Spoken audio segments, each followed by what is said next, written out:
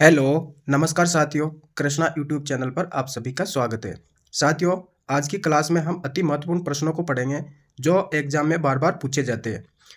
जैसे राजस्थान चतुर्थ श्रेणी, पीटीईटी, बीएसटीसी, जेल प्रहरी, रीट इत्यादि में रिपीट होने की पूरी पूरी संभावना है।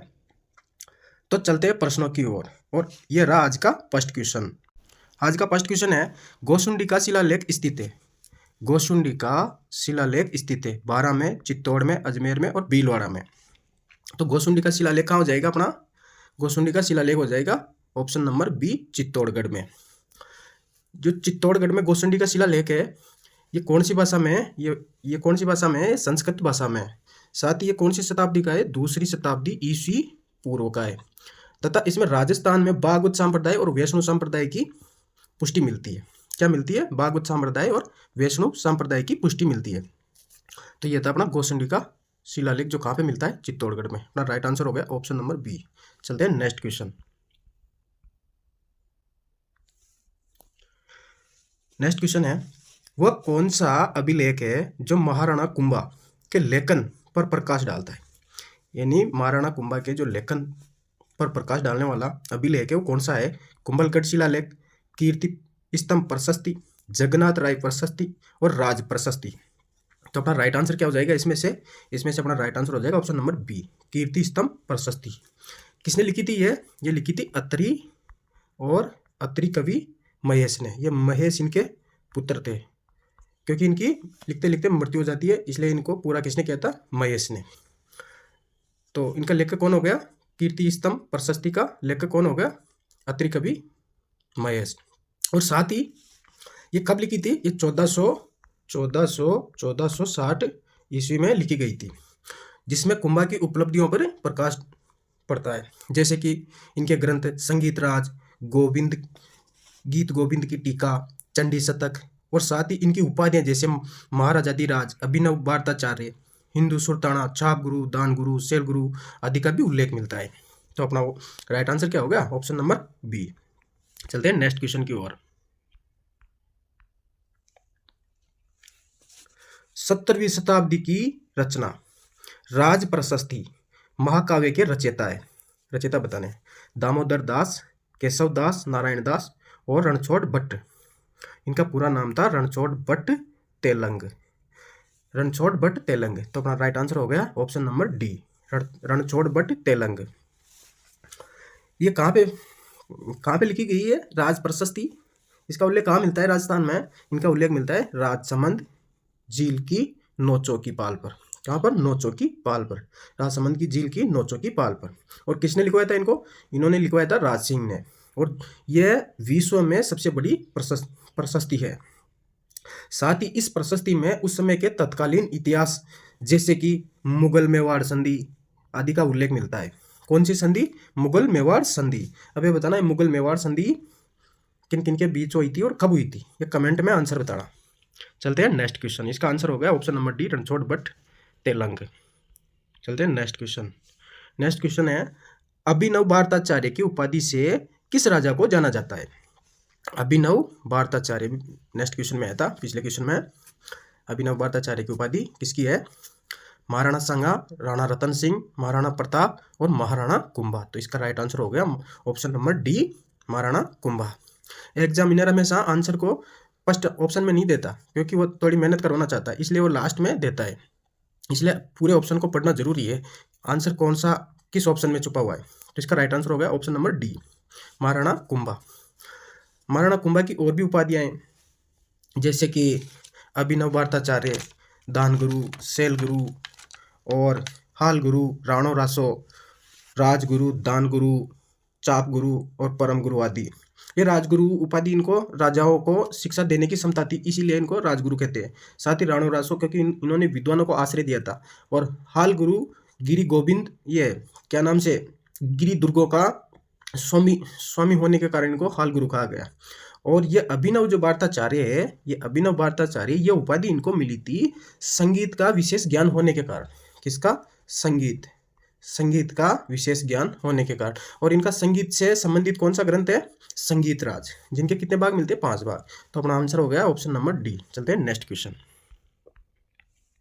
महाराणा प्रताप की जन्मस्थली महाराणा प्रताप की जन्म स्थली।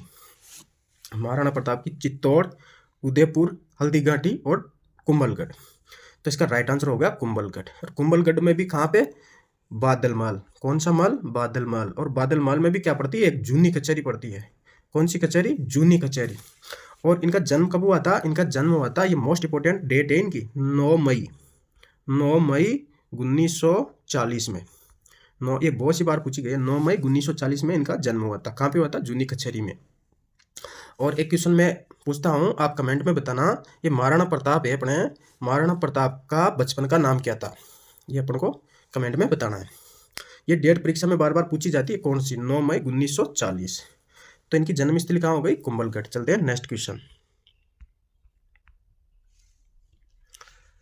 क्वेश्चन नंबर 6 है, निम्न में से कौन सा युद्ध जो 1436 ईस्वी सन में हुआ था, यानी लड़ा गया था? खानवा का युद्ध, हल्दीघाटी का युद्ध, दिवेर का युद्ध और सारंगपुर का युद्ध। तो 1436 ईस्वी में कौन सा युद्ध हो जाएगा? सारंगपुर का युद्ध। इसका राइट आंसर होगा ऑप्शन नंबर डी। और ये बताना, ये सारंगपुर है, ये सारंगपुर कहाँ पे पड़ता है? ये कमेंट में बताना आप, सारंगपुर कहाँ पड़ता है। और साथ ही ये जो खानवा का युद्ध है, ये कब लड़ा गया था? खानवा का युद्ध 17 मार्च 1527। और हल्दीघाटी का युद्ध कब लड़ा गया था? हल्दीघाटी का युद्ध लड़ा गया था 1576। और दिवेर का युद्ध लड़ा गया था 1582, जिसे क्या कहते हैं? कर्नल जेम्स टोड, मेवाड़ का मैराथन। किसे? दिवेर के युद्ध को। और ये हल्दीघाटी के युद्ध को क्या कहते हैं? मेवाड़ की थर्मोपल्ली। कौन? Colonel James Tod. चलते हैं नेक्स्ट क्वेश्चन की ओर। कछावा राजवंश या ढूंढाड़ राज्य के संस्थापक कौन है? दूल्हे राय, भारमल, जयसिंह, कोकिलदेव। तो ये ढूंढाड़ राज्य या कछावा राजवंश के संस्थापक कौन हो जाएंगे? दूल्हे राय। और ये दूल्हे राय है, इन्होंने ढूंढाड़ राज्य की स्थापना कब की थी? ये की थी इन्होंने 1137 में। और अपनी प्रथम राजधानी कहाँ बनाई थी? प्रथम राजधानी बनाई थी इन्होंने दौसा। फिर इनके बाद कोकिलदेव ने, कौन से देव ने? कोकिलदेव ने, इनके बाद के शासक थे कोकिलदेव ने दूसरी राजधानी कहाँ बनाई? दौसा के बाद में आमेर। ये क्वेश्चन पूछा गया है, आमेर। और ये कब बनाई गई आमेर? ये बनाई गई थी 1207 में। 1207 ईस्वी में अपनी राजधानी को कहाँ ले आते हैं? ये आमेर। कौन ले आते हैं? कोकिलदेव। तो इसका राइट आंसर हो जाएगा दूल्हे राय। चलते हैं नेक्स्ट क्वेश्चन। राजपूतों द्वारा हुरड़ा सम्मेलन कब आयोजित किया गया? यानी हुरड़ा, ये पहले तो बताना, ये हुरड़ा कहाँ पड़ता है? ये हुरड़ा पड़ता है अपना भीलवाड़ा में। कहाँ पे पड़ेगा? ये भीलवाड़ा में। और ये हुरड़ा सम्मेलन की ये आयोजन क्यों किया था? क्योंकि मराठा आक्रमण को रोकने के लिए। और इसमें भाग कौन कौन लेते हैं? इसमें भाग राजपूताने के सभी राजा भाग लेते हैं। और इसकी अध्यक्षता कौन करते हैं? इसकी अध्यक्षता करते हैं मेवाड़ के कौन से? जगत सिंह द्वितीय। ये क्वेश्चन पूछा गया है बहुत सी बार, जगत सिंह द्वितीय। और ये ऐसा अवसर था कि बाबर के बाद जब खानवा का युद्ध हुआ था ना, उसके बाद दूसरा अवसर था जिसमें राजपूतों ने एकता दिखाई थी। परंतु अवसरवादिता के कारण ये सम्मेलन सफल नहीं हुआ था। लेकिन इसको जयपुर के राजा ने सहयोग किया था। लेकिन इसकी अध्यक्षता कौन हो जाएगी? जगत सिंह। और तीसरी बात है अपना, इसका राइट आंसर हो जाएगा, ये 1734 ईस्वी में सम्मेलन हुआ था। कब हुआ था? 1734 ईस्वी में। तो इसका राइट आंसर होगा। और 1734 ईस्वी में भी इसकी एक डेट आती है 7 जुलाई 1734 ईस्वी में इस सम्मेलन का आयोजन हुआ था, जो कि कहाँ पड़ता है? हुरड़ा, भीलवाड़ा में। और किस कारण? मराठा आक्रमण के कारण। तो चलते हैं नेक्स्ट क्वेश्चन की ओर। जयपुर का शासक जिसने वेधशालाओं का निर्माण करवाया? जयपुर का कौन सा शासक है जिसने वेधशालाओं का निर्माण करवाया? माधो सिंह, ईश्वरी सिंह, मान सिंह और जय सिंह। ये जय सिंह इनके निर्माणकर्ता हो जाएंगे। किनके? ये वेधशालाओं के। और ये जय सिंह कौन से थे? सवाई जय सिंह। ये सवाई जय सिंह ने वेधशालाओं का निर्माण करवाया था। और ये वेधशाला कितनी थी? ये वेधशाला थी 5। कितनी? 5 वेधशाला थी जिनका इन्होंने निर्माण करवाया था। ये 5 कौन कौन सी थी? एक तो थी जयपुर, एक दिल्ली, एक उज्जैन, मथुरा और बनारस। 5 हो गई। जिसमें से भी जयपुर वाली है, इसको यूनेस्को ने विश्व विरासत सूची में घोषित किया है। और साथ ही जो दिल्ली वाली है, ये दिल्ली वाली सबसे प्राचीन है। तो ये 5 वेधशालाओं का निर्माण कौन कराते हैं? जय सिंह, सवाई जय सिंह। तो इसका राइट आंसर होगा ऑप्शन नंबर डी। चलते हैं नेक्स्ट क्वेश्चन की ओर। मालदेव के पश्चात, राव मालदेव के पश्चात मारवाड़ का शासक कौन बनता है? उदय सिंह, पृथ्वी सिंह, कल्याणमल और चंद्रसेन। तो मालदेव के पश्चात शासक हो जाएगा मारवाड़ का राव चंद्रसेन। और ये चंद्रसेन कौन थे? मालदेव के कनिष्ठ पुत्र थे, ज्येष्ठ पुत्र नहीं थे, ये कनिष्ठ पुत्र थे। और ये चंद्रसेन मारवाड़ या अपने राजपूताने का पहला ऐसा शासक था जिन्होंने जीवन भर अकबर की, किसकी? अकबर की अधीनता स्वीकार नहीं की थी। इसी कारण इनको मारवाड़ का प्रताप या प्रताप का अग्रगामी पथ प्रदर्शक यानी रास्ता दिखाने वाला, यानी जो काम इन्होंने स्टार्ट किया था उसी काम पे महाराणा प्रताप भी चले थे। तो इनका पथ प्रदर्शक कौन हो जाएगा? महाराणा प्रताप का राव चंद्रसेन। इसीलिए इनको मारवाड़ का अग्रगामी कहा जाता है। तो ये थे। और ये कब बने थे? ये बने थे 1562 ये बने थे 1562 में जोधपुर की गद्दी पर ये बैठे थे। और इनके कनिष्ठ पुत्र थे राव मालदेव के पुत्र राव चंद्रसेन। तो इसका राइट आंसर हो गया डी, राव चंद्रसेन। चलते हैं नेक्स्ट क्वेश्चन। निम्न में से किस स्थान पर इतिहास में जौहर होने का उल्लेख नहीं पाया जाता है? गागरोन, रणथंभौर, जालोर और सिरोही। तो गागरोन में भी मिलता है और रणथंभौर में मिलता है, जालोर में भी मिलता है और सिरोही में जौहर नहीं हुआ। और गागरोन में क्या नाम से? गागरोन में कितनी बार जौहर हुआ? 2 बार। और रणथंभौर में 1 बार। और ये रणथंभौर में राजपूताने का प्रथम जौहर था और वो कब हुआ था? एक कमेंट में बताना है। और जालोर में सिर्फ 1 बार और रणथंभौर में 1 बार और गागरोन में 2 बार। लेकिन एक क्वेश्चन आता है, राजस्थान में जौहर नगरी किसे कहते हैं? राजस्थान में जौहर नगरी किसे कहते हैं? इसको कमेंट में बताना आप। तो इसका राइट आंसर हो गया option number D, Sirohi. Sirohi में जौहर नहीं होता है। क्वेश्चन नंबर 12 है, राजस्थान के स्वतंत्रता आंदोलन के दौरान गिरफ्तार होने वाली राजस्थान की पहली महिला थी नगेंद्र बाला, अंजना देवी चौधरी, रत्ना शास्त्री और रमा देवी पांडे। तो इसका राइट आंसर हो जाएगा अंजना देवी चौधरी। कौन थी ये? ये राम नारायण चौधरी की पत्नी थी, जो कहाँ से संबंध रखती है? ये सीकर से संबंध रखती है। और साथ ही इन्होंने मेवाड़ में बिजोलिया में, बेगू में आदि जगह किसानों और स्त्रियों का मार्गदर्शन किया था। और सन 1932 से 35 के मध्य ये 2 बार, कितनी बार? 2 बार जेल जा चुकी थी। तो ये राजस्थान की पहली महिला हो जाएगी जो जेल गई थी। चलते हैं नेक्स्ट क्वेश्चन। राजस्थान के एकीकरण से पूर्व यानी एकीकरण से पहले राजस्थान में कितनी रियासतें और कितने ठिकाने थे? यानी कितनी रियासतें और कितने ठिकाने थे राजस्थान एकीकरण से पूर्व? और राजस्थान एकीकरण कितने चरणों में पूरा हुआ था? 7 चरणों में। तो ऑप्शन में है 18 रियासतें 4 ठिकाने, 15 रियासतें 6 ठिकाने, 19 रियासतें 3 ठिकाने और 20 रियासतें 3 ठिकाने। तो अपना राइट आंसर हो जाएगा 19 रियासतें और 3 ठिकाने। तो इसका राइट आंसर हो गया ऑप्शन नंबर सी, 19 रियासतें और 3 ठिकाने। चलते हैं नेक्स्ट क्वेश्चन की ओर। 1 नवंबर 1956 से पहले राजस्थान राज्य के प्रमुख जाने जाते थे। यानी 1 नवंबर 1956 से पहले राजस्थान राज्य के प्रमुख जाने जाते थे गवर्नर जनरल, राज्यपाल, राज प्रमुख और महाराजा धीराज। तो इसका राइट आंसर क्या हो जाएगा? इसका राइट आंसर हो जाएगा राज्यपाल। क्यों हो जाएगा? क्योंकि 1 नवंबर 1956 को कौन सा संविधान संशोधन होता है? 7वां संविधान संशोधन होता है। और इस 7वां संविधान संशोधन करके राज प्रमुख यानी राज प्रमुख का जो पद था उसको तो समाप्त किया था और राज्यपाल पद सृजित किया था। इसीलिए इस क्वेश्चन का आंसर तो क्या हो गया?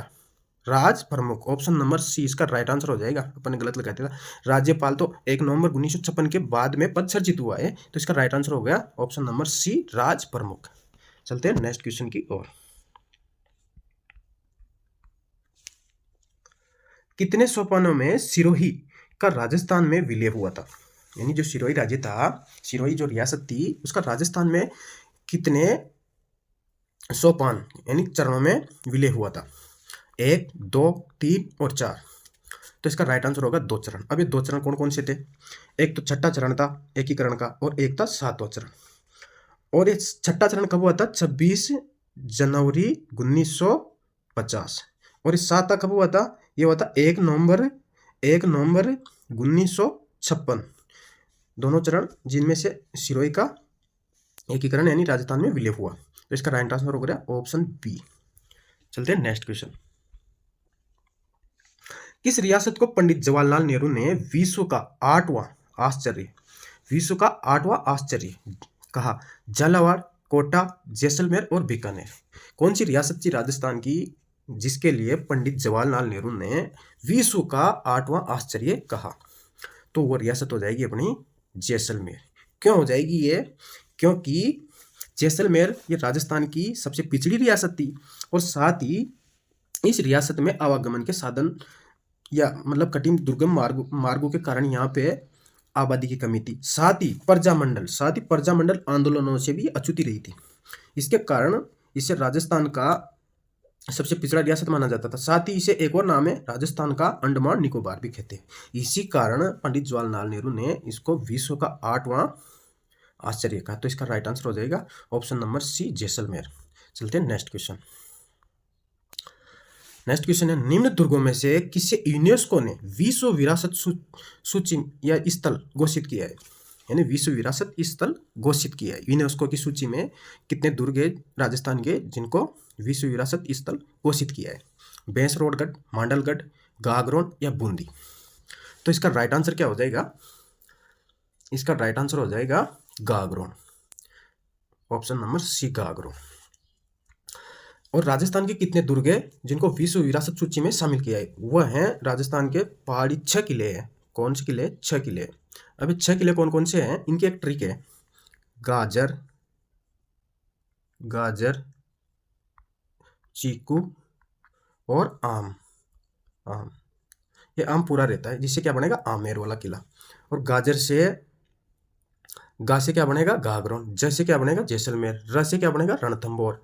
और चीकू से क्या बनेगा? चित्तौड़गढ़।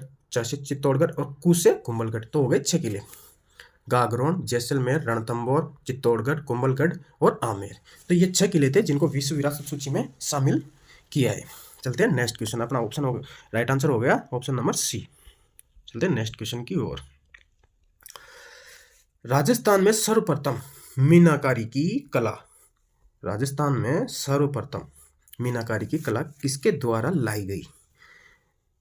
गज सिंह, मान सिंह, जसवंत सिंह और जय सिंह।